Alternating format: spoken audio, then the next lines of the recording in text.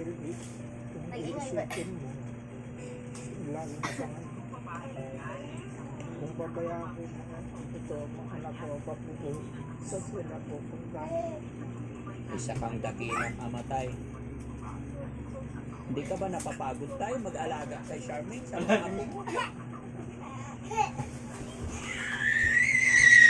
Ba't kaya gawin ko ang mga tao ko at saka kung ano ang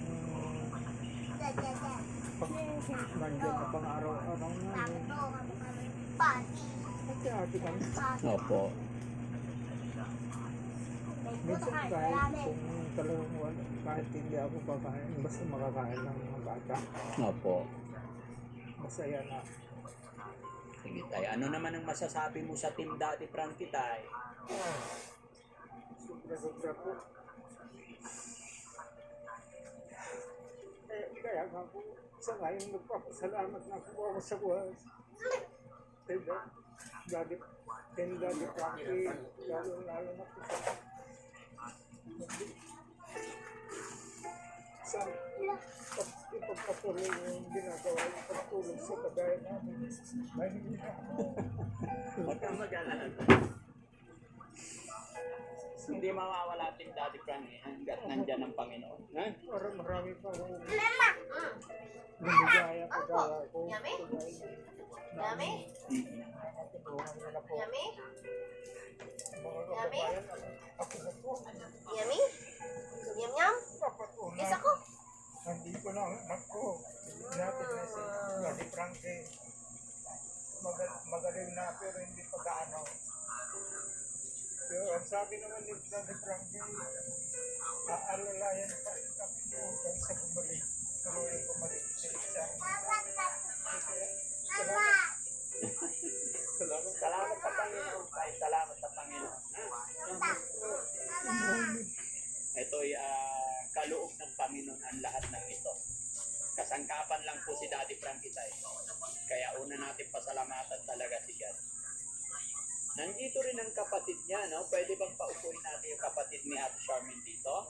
Para lubusan maalala.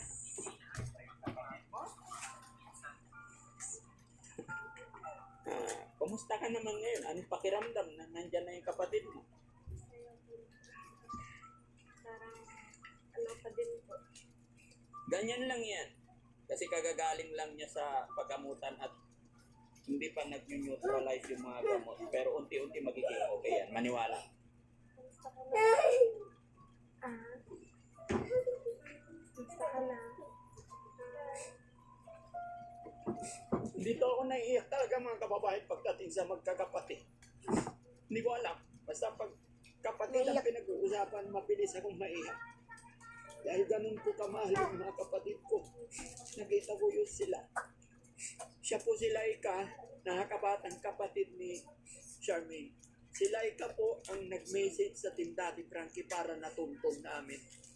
Ngayon ko rin lang nakita ko si Ate Laika mga kababayan. Ba't ko umiyak?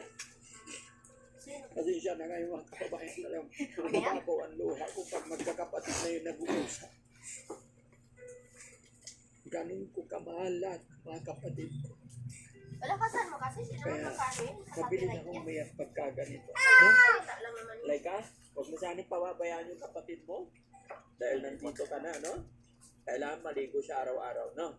Sa umpisa lang yan. Pero pagka nag-continuous natin yung gamot niya kahit 2 buwan, unti-unti magiging normal ang lahat, manunumbalik ang lahat. Ako yun na nagiging emotional yung mga kababayan. Maaring ano lang si Laika, no? So Laika, anong pagbabago ngayon ni Ate Charmaine? Tingnan mo siya. Ano dah? Kalmado. Nakadikaili pa din. Robin na Hindi Robin. na po gaya dati na pagkakausapin mo, layo ng layo, tapos umaalis lagi. Opo.